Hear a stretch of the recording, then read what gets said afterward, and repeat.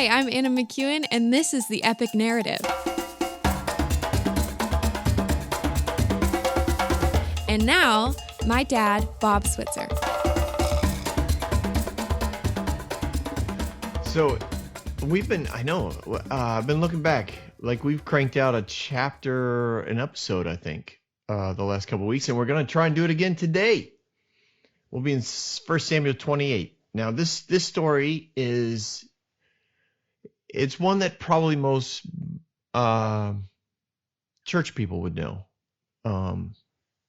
because there's a lot, because there's a lot of ways for a preacher to use this to manipulate people, and so it's a good story for a preacher to bring home the hammer, to swing for the fences with awesome tools of the trade that so many use. Not everyone, but so many use. The guilt, the shame, the pressure and manipulation for behavioral alterations, just so that people will behave differently in his church or his ministry or her church. It doesn't really matter the gender. It's just one of those stories that people will often use to manipulate others. And I just posted today on my status something about, I don't know the exact quote, but it was basically, you can't use the tools of the enemy to defeat the enemy. When it comes to spiritual warfare, if you use guilt or shame or fear or hatred or disappointment to try and change someone's behavior, to make someone behave more like Christ, to defeat the enemy's lies, in their life, or defeat the enemy's the resulting behavior in someone's life. Like, if you use any of those things to try and win this person over to behave more like Jesus, or to be more like Jesus, or to believe the things of the Bible, anytime you use those things, the enemy gets empowered. It's like feeding the beast. Like, you can play all kinds of games with all of those bad things, and you can say, well, I'm just doing this. I'm doing this for the right reasons. That person shouldn't be fornicating. Shouldn't be fornicating. Shouldn't be having sex outside of marriage. He shouldn't be having sex with somebody else other than his spouse during marriage. They shouldn't be smoking, if that's what you think. If you think smoking is a bad thing. I'll pick a few others. Drinking, or good grief. I mean, I've been around so long. Like, this list of bad behaviors has changed so many times. When I was growing up, long hair was an issue on men and short hair on women. Oh my gosh. Anyways, I could really spiral out of control. Anyways, the use of guilt and shame and hate and fear and control and disappointment to manipulate people's behavior only feeds the enemy. It literally, it makes what you're trying to do ineffective. And I think there's years of testimonies of that. How many people have, gone forward at an altar call only to go home and go right back to the old behavior? It's because most altar calls are based in some sort of guilt or shame.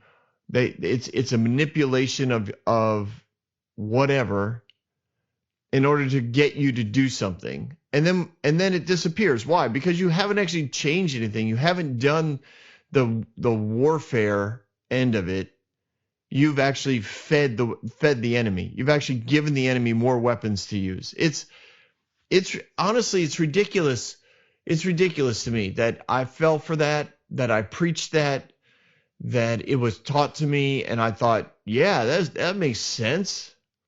Of course we'd use these things because we gotta make people right with God, and yet we use none of the things that God gives us. We say we're doing all of this in the name of Jesus, who loves us. Oh my gosh. It's like, well, if I'm motivated by love, it doesn't matter what I do. Yes, it does, because love doesn't do those things. It just doesn't. Love doesn't make you feel guilty. Love invites you into relationship. Love doesn't use shame. Love draws you into a better connection, better connection. Love doesn't use fear. It uses love. It doesn't try to control you. It empowers you. It releases you to be something that you're designed to be. It doesn't manipulate behavior. It reminds you of who you really are, and behavior will come from that. Oh, I know. Now you're preaching, Bob. You haven't been telling a story. I don't know how you're going to get through this chapter. That's the little engineer in my head telling me that. And he's right. He's right. I'm almost 6 minutes in, and I haven't even started with the chapter. So there's a lot. This chapter's filled. It's something church people probably know. If you haven't been to church, then you might not. Or maybe you vaguely remember hearing something about Saul doing this, but this will be fun. So 1 Samuel 28, in those days, dun, dun, dun, the Philistines gathered their forces to fight against Israel. Achish said to David, it kind of sounds like a sneeze, right? Achish. Excuse me, pardon me. God bless you. Achish says to David, you must understand that you and your men will accompany me in the army.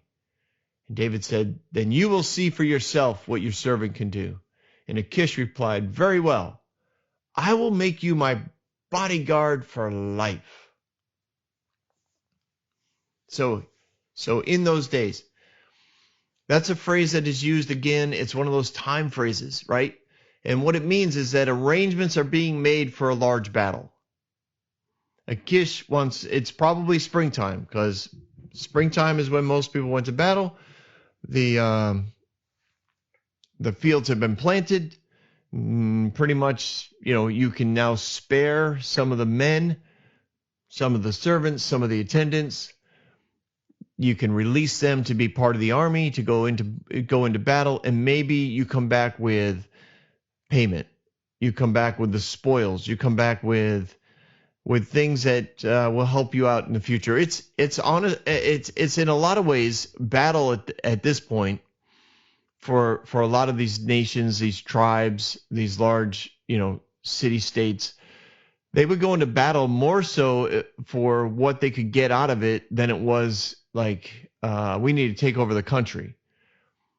It was more to just have more resources available for your people, so your people will survive longer and better and be more wealthy. And so they make arrangements. In those days, the Philistines gathered their forces to fight Israel. So Achish calls David, or maybe this is one of David's days that he comes in to report. He comes in and he says, hey, listen, we're going to battle. I want you and your men to be with me in the army. Now, Achish isn't asking David to do anything that he didn't think David was already doing. Remember, he believes that David is going out once a month or whatever the rhythm was to attack Israel, to attack Judah, to wipe out and plunder villages and cities. And David lies to him. He's the one who made Achish do this. Achish never checked on what David was doing. He believed David. He trusted David. This is pretty awesome. It speaks to the character of David. It also speaks to the reputation that David had.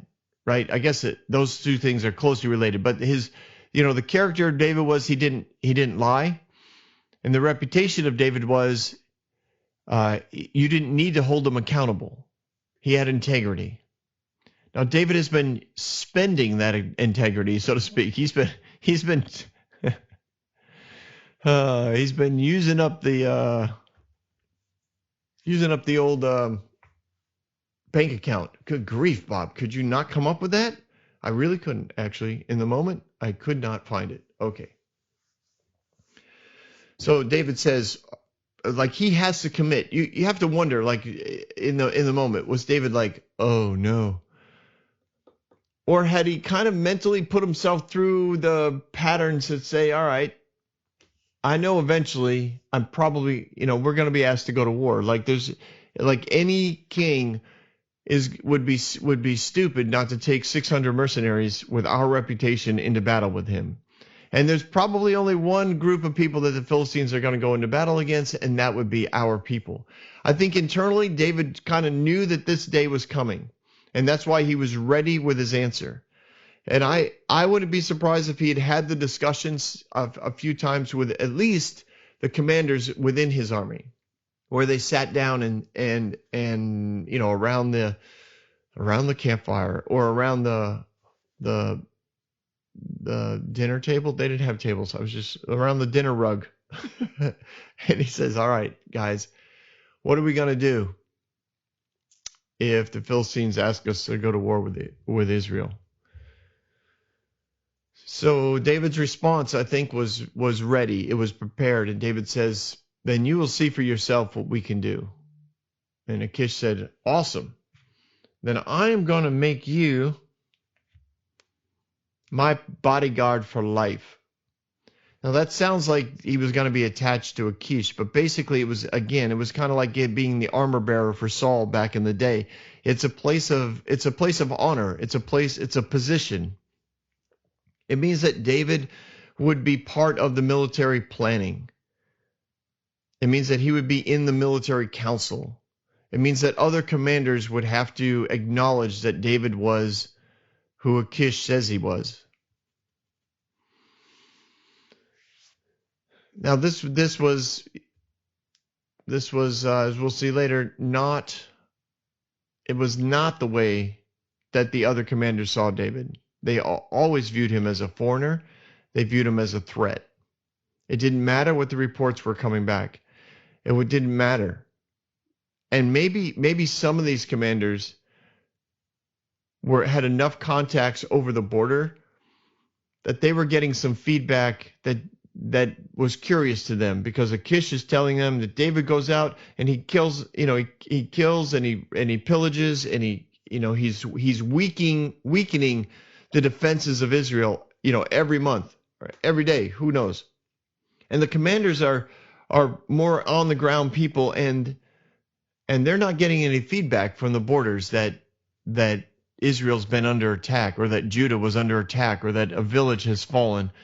They weren't getting any of that information. And that's why I think they were suspicious of him. But literally, that's the next chapter. We need to move on. Now Samuel was dead. All Israel had mourned him and buried him in his own town of Ramah, and Saul had expelled all the spiritualists and mediums from the land. So from Saul's perspective, he did the right thing in getting rid of all the mediums, all the palm readers, all the astrologers, all of the and what's interesting is there's the spiritualists and the mediums also used potions to help put you into trances. So basically, there was there was drugs involved. I don't know, a lot of drugs. I don't know if people were addicted to them, but they were in essence, not drug dealers, but maybe they were witch doctors, whatever you want to call them. He had gotten rid of them all. Now, I have a feeling he did that because he thought God would be happy with him.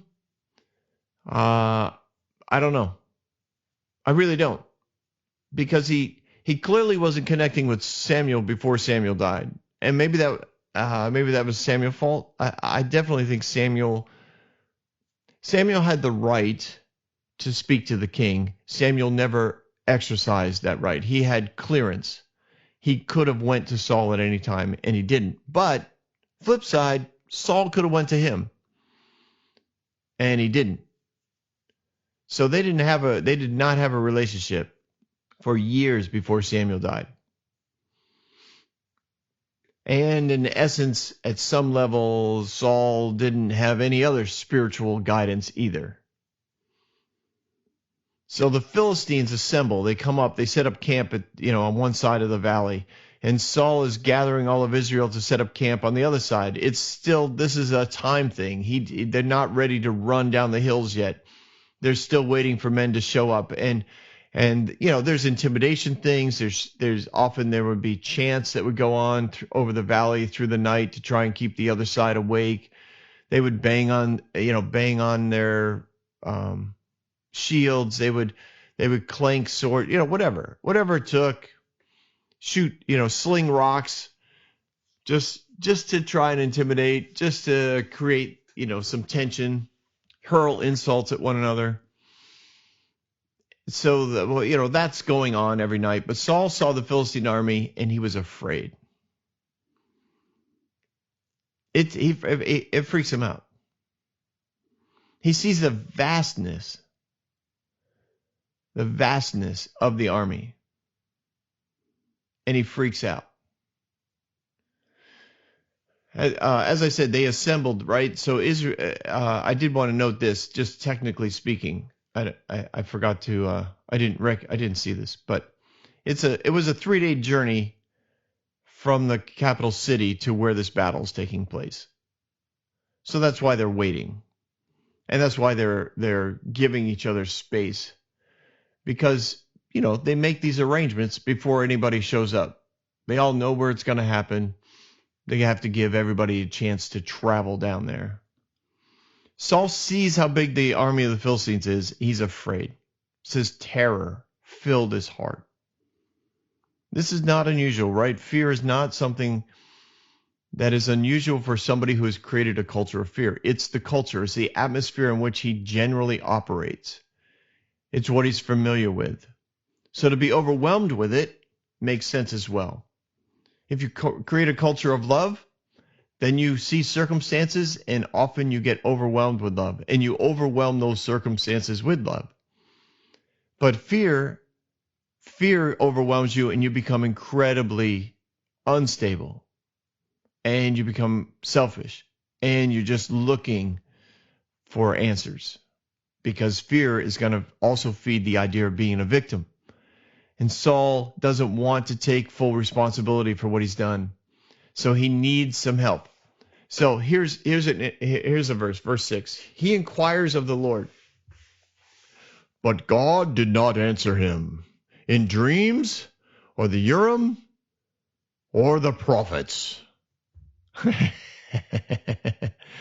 Now, this is where preachers like it, right? They can say, see, the sin that Saul had committed cut him off.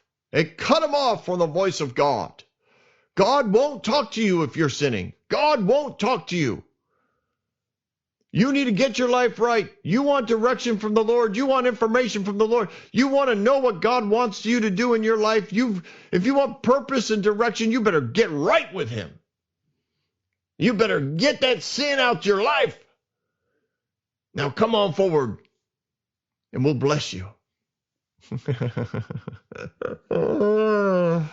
Oh, Lord. Anyways, it's a great verse if you want to manipulate people. But if you want to spend some time to actually break it down and understand it from the perspective of God being good, this is how it goes. Saul inquired of the Lord, but he couldn't hear him. You see, to me, that's a huge difference. Because when you make choices to live in a world of fear rather than love, when you have constantly, consistently, for a lot of years, failed to step into the opportunity to repent, failed to step into the invitation to change your perspective from fear to love, change your perspective from hate to hope, to change your perspective from conflict to peace, change your perspective from victim to purpose/identity. When you have refused to step into these invitations, and I know I've covered them, but if you think through the last 20-something episodes, how many invitations, how many times did Samuel observed the favor on someone else and didn't receive that as an invitation that God would do the same for him? How many times did someone question Saul, and rather than step into the question and say, you know what, I don't know, I should ask the Lord, he instead got defensive and offended and lashes out in anger and hatred, and sometimes tries to kill the person who questioned him. How many days or nights, and this is something we don't know, it could have been hundreds of nights, that he spirals into depression and disappointment about himself and the choices he's made and the fact that he hasn't stepped into all that God called him to. He's just dealing with this incredible weight, because he knows that he was anointed. He knows he was called. If you remember way back, I think in the first episode, we talked about the incredible experience he had with God, and the way that the Lord just confirmed over and over and over again. I think it was 3 separate, unique confirmations just on his way from Samuel to home. And then he did it again in front of the elders, and he did it again with Samuel in front of his father, and then he did it again. I mean, God just kept telling him, and I know Saul knows this. But he's created such a culture of fear around him, and he's refused the invitations of the Lord over and over and over again, that I know the Christianese of the word is he's hardened his heart. But really what it is that he's just dulled his hearing. He hasn't tuned in to God. He's purposely refused to tune into that station. And here it is again. He goes to inquire of the Lord. He wants to listen, but he doesn't know the voice. There's so many other voices that he's given the right to be in his head. Because of the sin/choices he's made, the results of those choices is that he has given access to the enemy to cause confusion. That is a awesome weapon of the enemy, is confusion.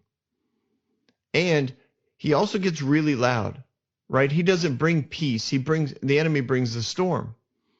So in the storm and in the confusion, Saul can't find the voice of God. And when he does hear it, he doesn't know it's his. And that's really what it is. I don't think that, I cannot believe that God wouldn't answer somebody who is calling him. It's that Saul doesn't recognize it. And if he did kind of recognize it, he doesn't believe it's really him. He never saw himself worthy of the anointing. He never saw himself worthy of the voice and the favor and the blessing of God. He always struggled. And I think the older he got, the worse it got. He struggled with self-rejection. I covered it. I know I covered it. I'm just bringing it up again. He struggled with it. And this is the position to put you in. It puts you in a position where even when God speaks to you, you don't hear him, because it does take practice. It does. I've helped people learn to hear the voice of God, and I cannot tell you, it's strange. It's hard to do at first. You don't think you're doing it.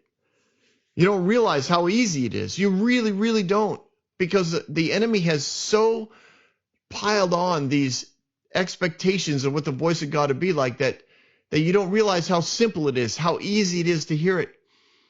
And so when I help people learn how to hear the voice of God, you just spend the time saying, basically trust it. Trust that you heard it.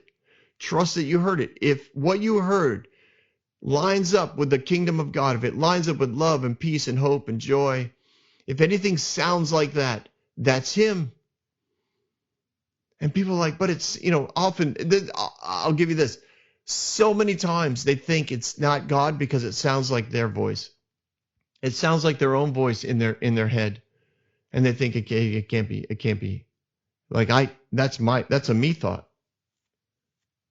And man, it is really, it's a journey for some. Some people get it, quicker than others. That's no indication of their spirituality, but when you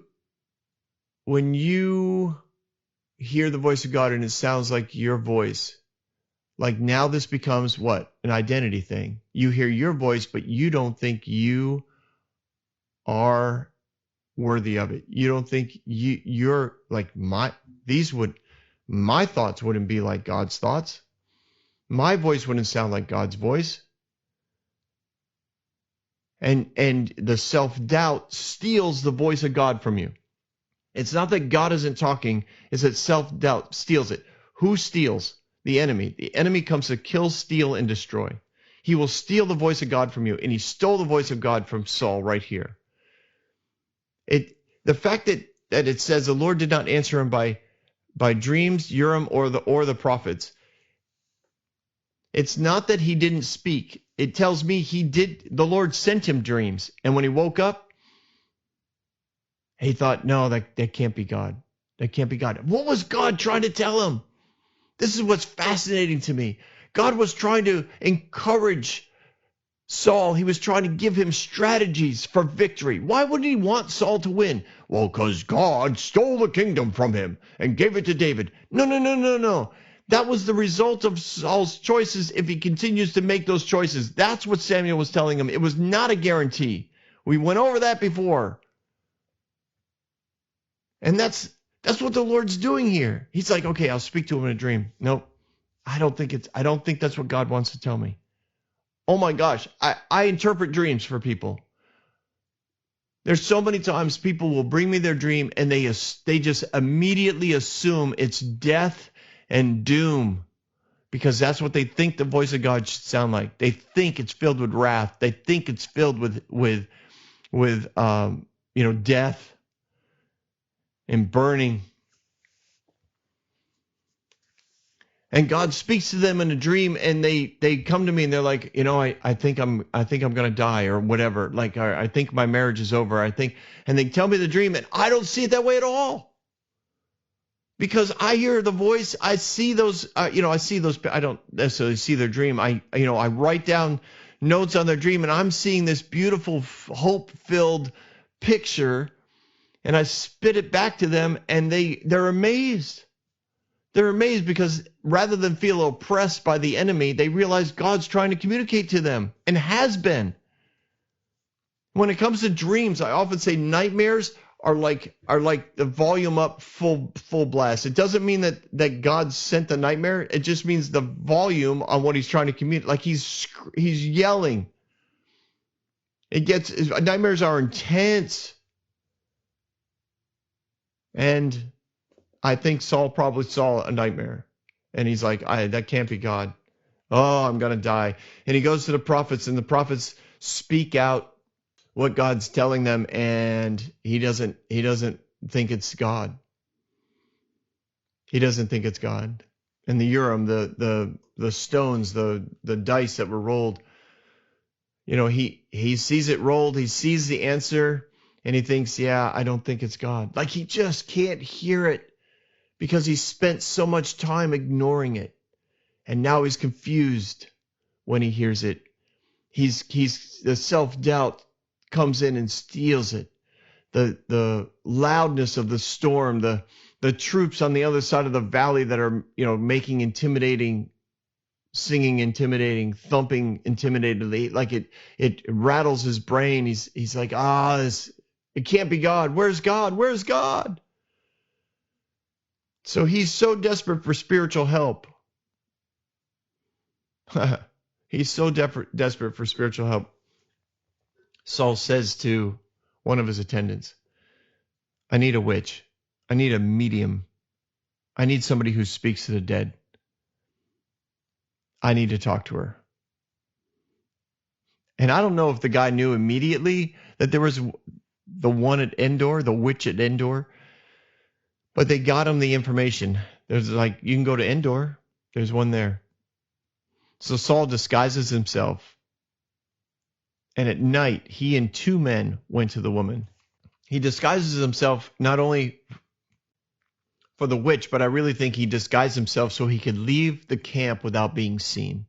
He didn't want his men to know that he was leaving.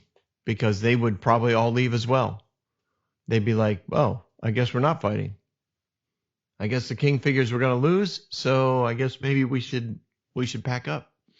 So he hides, he leaves at night, he goes to Endor, and he says to the woman, "Consult a spirit for me and bring up the one that I name.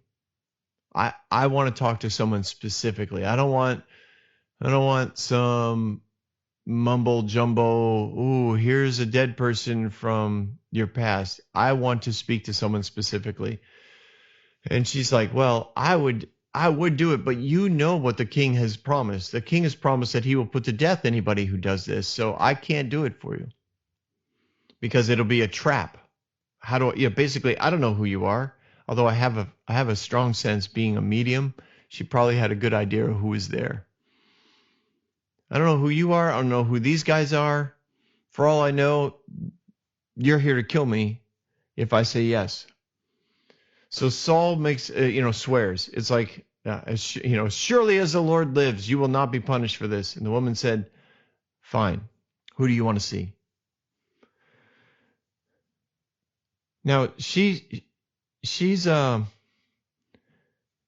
right. She's protected herself. She has a reputation of bringing up the dead.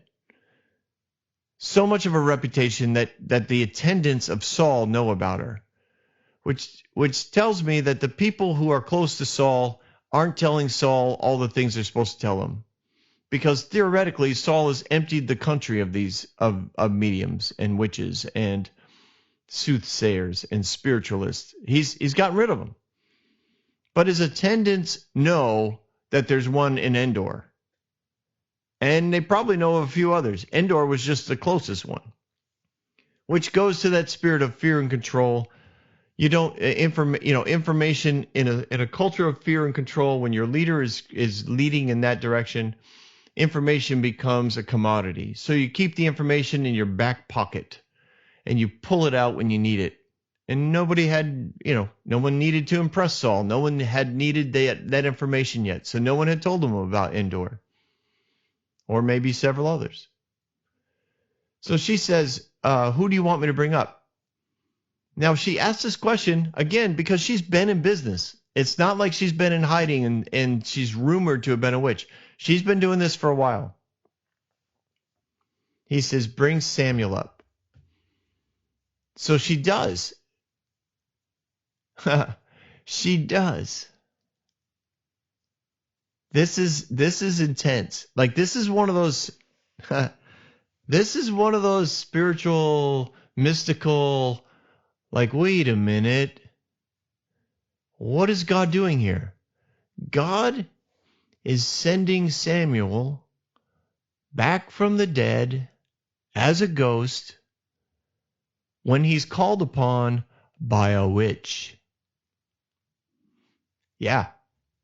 Somebody who probably generally stays connected to, let's say, not God, who's probably usually interacting with demons and devils and maybe a little bit of deception, because the enemy's really good at that. She sees Samuel and she cries out at the top of her voice, "Why have you deceived me? You are Saul."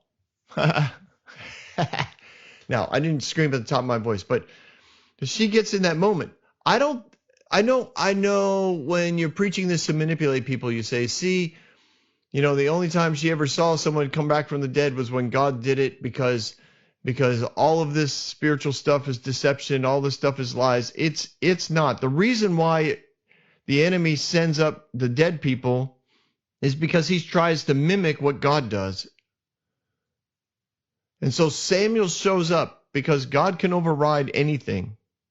His goodness is not unavailable to people, even if they're in witchcraft. And I can give you testimonies from all kinds of people that I know, both in the States and as missionaries, that have seen witch doctors / spiritualists / devil worshippers literally have a face-to-face with Jesus, or many with an angel, and they are converted. I mean, it's fascinating. So I'm not surprised by this.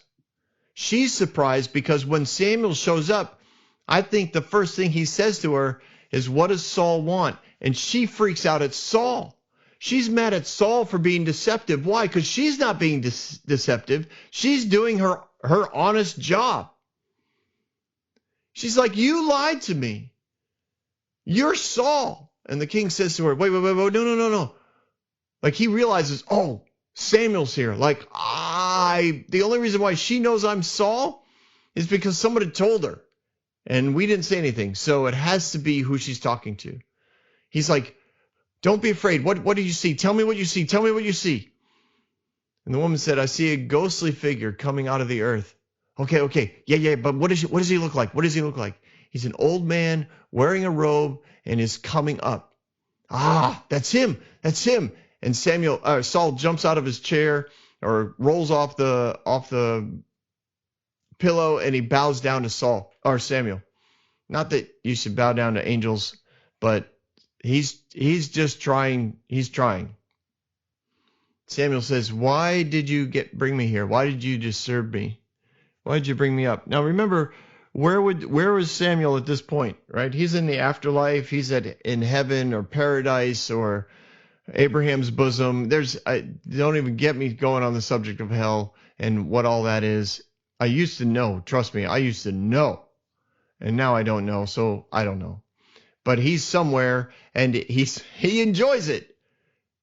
And he's like, why did you disturb me to bring me up here? I don't think it was an ominous like, why have you disturbed my slumber? Like the Cave of Wonders from Aladdin. He's like, why did you disturb me? Why did you bring me up here? Again, I don't think Samuel is like surprised that he can do this. He's just wondering why he needed to. And so Saul's like, I'm in such distress. I am overwhelmed by my circumstances. That's what he's saying. The Philistines are fighting against me, and God has departed from me. He no longer answers me by the prophets or by dreams, so I called on you to tell me what to do. Wait a minute, what? God won't talk to you? No, that's not it, Saul. You're so out of tune with him and so lack self-awareness. You so lack self-confidence. You so lack an understanding of who you are. You don't even know his voice when he speaks to you. That's what he means when he says, why do you consult me now? Now that the Lord has departed from you and become your enemy. This is not a declaration. This is not a declaration. This is a reviewing of the situation for Samuel. He's like, okay, fine. Then why are you talking to me? If you don't think God's talking to you, why are you talking to me? Right? Theoretically, my job was, not theoretically, that's horrible. My job when I was on earth was to talk to God and then reveal that to you and to the people of Israel. So if you think God isn't talking to you directly anymore, then why do you think he would talk to me and talk to you? Do you think I could trick him into hearing me? Do you think I could go to him and say, hey, listen, I know you're not talking to Saul anymore, but so let me ask you a question, like how's the battle going to go for him?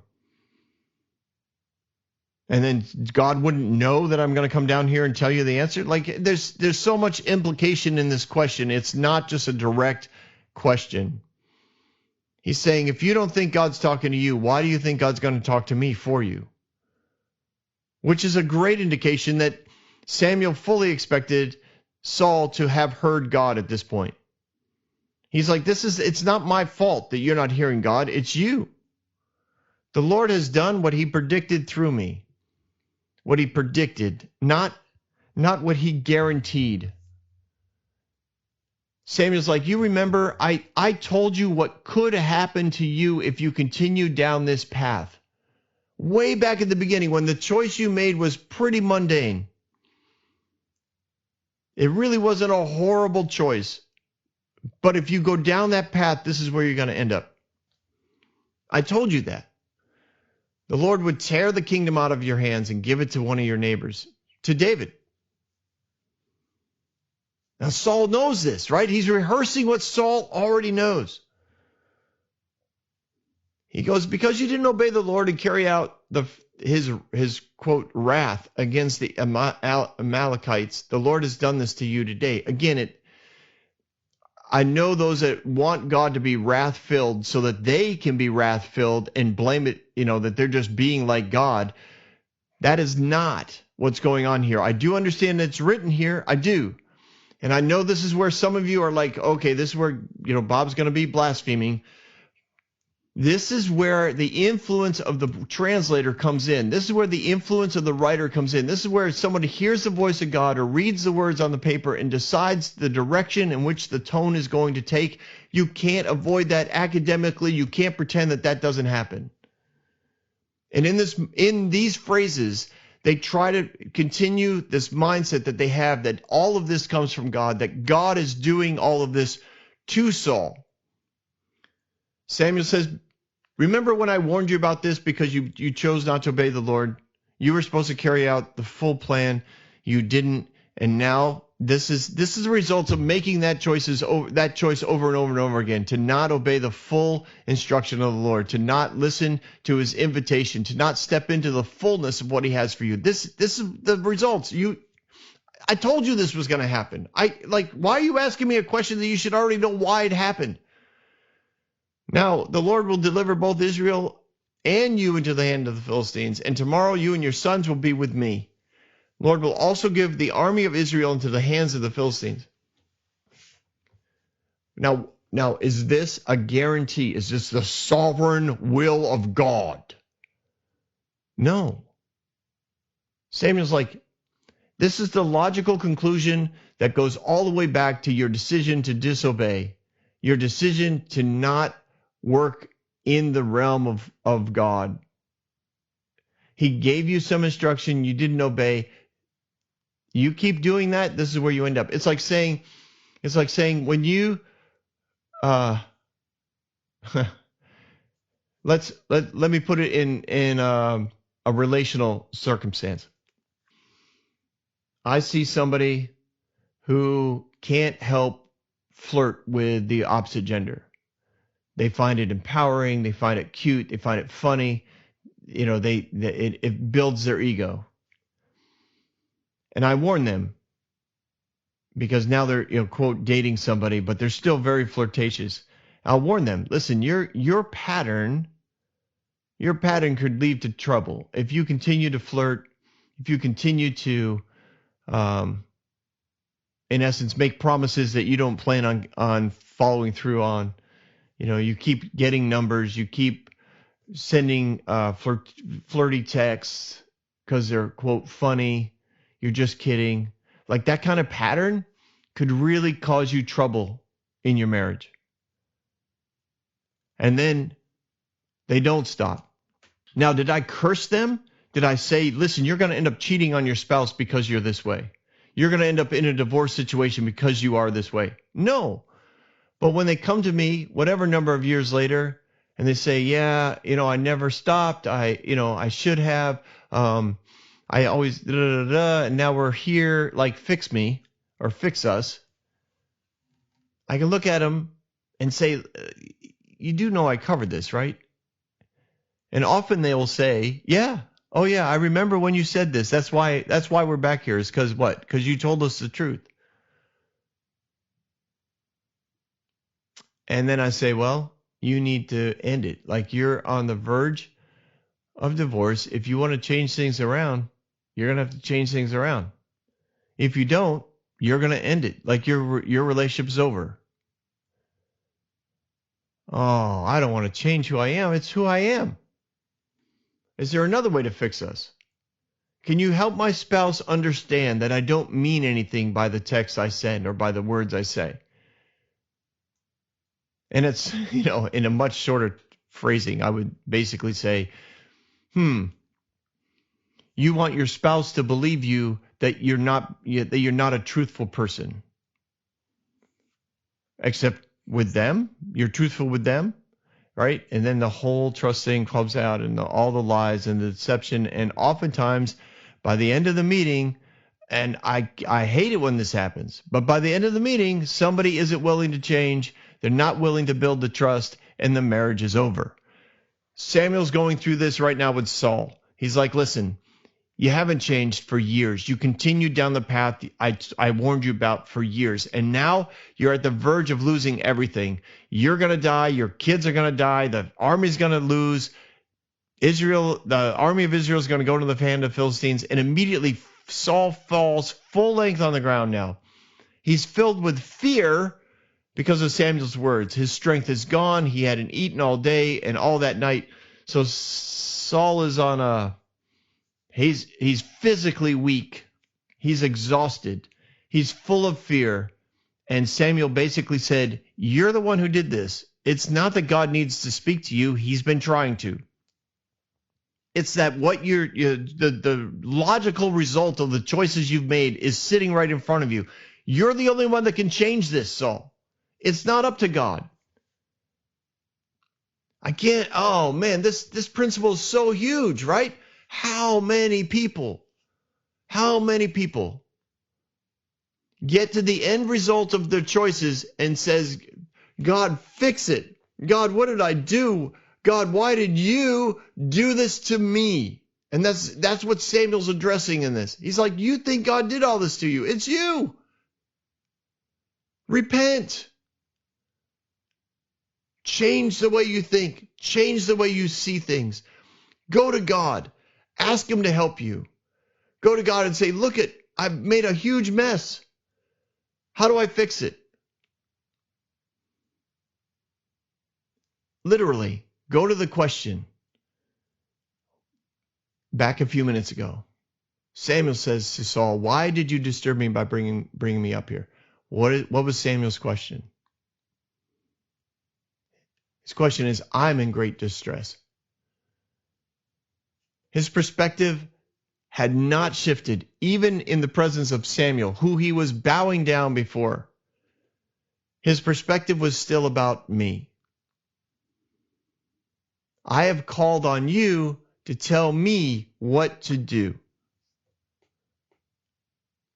I can't make the decision because I need to be the victim of somebody else's decision. When you are distressed and you live in a culture of fear, you literally defer every decision to somebody else. You have no more dreams. You have no more direction. You have no more good ideas. You're literally at the mercy of everybody else's ideas, and that's where Saul is. He's like, I don't know what to do. Samuel's conversation with him, and this was a long conversation. It was not that quick. His conversation with him says, you know what to do. You literally know what to do, and you know what will happen depending on the choice you make. You know how to make this right with God. You know what to do, and you don't do it. And Saul lays on the ground. He's like completely overwhelmed. And this is where the megaphone of the enemy or the magnifying glass of the enemy makes a problem seem so much bigger than it is, because Saul right now is shaking in fear, because it looks like the next decision he makes is irreversible. Like he can't go back. That's what the enemy tells you. When you're at this level, this length of confusion and self-doubt and distress and disappointment and fear and anxiety, loss of hope, loss of direction, when you've lost all of that and you hear the voice of God that says, just make, this decision and change things, like just turn around, get a different perspective. The enemy says, you can't change now. You could never change. You've gone way too far down this road. If you change, you can't change. You can't change. Yeah, sure. Okay, fine. You can make things right for a week, maybe two, but come on. We all know who quote, you really are. Yeah. Oh man, the enemy trust me, the enemy's screaming at Saul right now. That's why he's overwhelmed with fear. This is not the fear of the Lord. And I know that people, again, who like to use this passage to manipulate behavior will say, see, he was overcome with the fear of the Lord. No, because the fear of the Lord invites you into a relationship. The fear of the Lord is not something you're afraid of. It's something that you step back and say, wow, I'm about to let the love of God come into my life and rearrange everything. And that's scary. That's the fear of the Lord. It's not that you're scared of God. It's scary to think about all the decisions that you've made in the past that are about to be reversed. All the things that were wrong that are about to be right. Because you think that you are those decisions and you think you are the results of those decisions, but you're really not. You're who God says you are. And Saul was God's anointed to lead Israel, and that was still true even in this moment.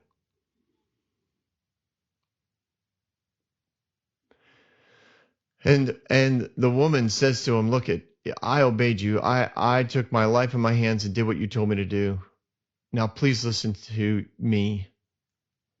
Let me give you some food so you can eat and have your strength and go on your way. And he was like, no, I can't eat. I can't eat. Like, I'm so disturbed. I'm so shaken. I'm so weak. I can't move. I can't get up. Basically, this woman's like, Samuel leaves. She sees him leave. She hears this whole conversation. This is a long conversation. It's not just 4 verses long. This is a long conversation. I don't think Samuel was mad. I just think he was passionate. I think he was passionate. He was empathetic. He could see what Saul could do. He could see what Saul could have been and still could be if Saul makes the choice right here, right now to turn things around. So he leaves and the woman looks and the king of the country is laying in her house. She's a known witch and he can't move. He's so overcome by fear. The army, she knows the army is mounted, miles away. They're going to be looking for him. There's 2 guards outside. She's thinking she's going to die. And if anything happens to the king, she definitely will die. She's like, let me give you some food. Like, let's get you some food. Let's get you on your way. Let's get you out of my house. He's like, no, I won't. She's like, oh boy. So she looks at the men and the men are like, yeah, actually, we'll help you because we kind of want to get out of here too. Because I'm sure they heard Saul's side of this conversation. And they knew that Saul was if they're attendants, they know what Saul's like when he's spiritually disturbed and afraid. They've seen this before. They've seen it hundreds of times probably. And they're like, yes, we need to get him going. So they keep urging him.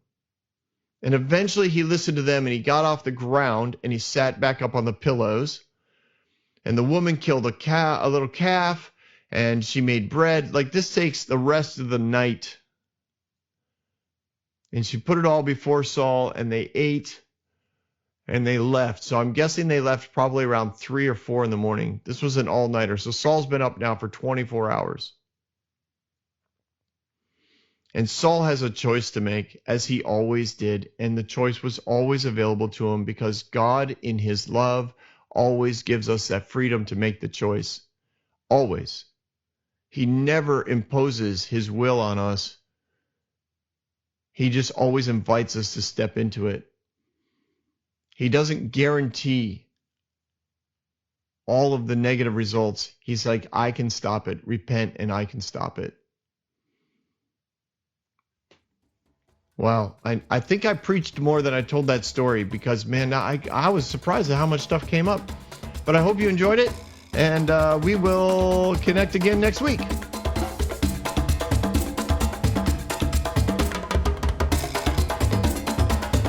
Hey everyone, thanks for listening. If you like what you heard, you can subscribe to this podcast on any platform you use.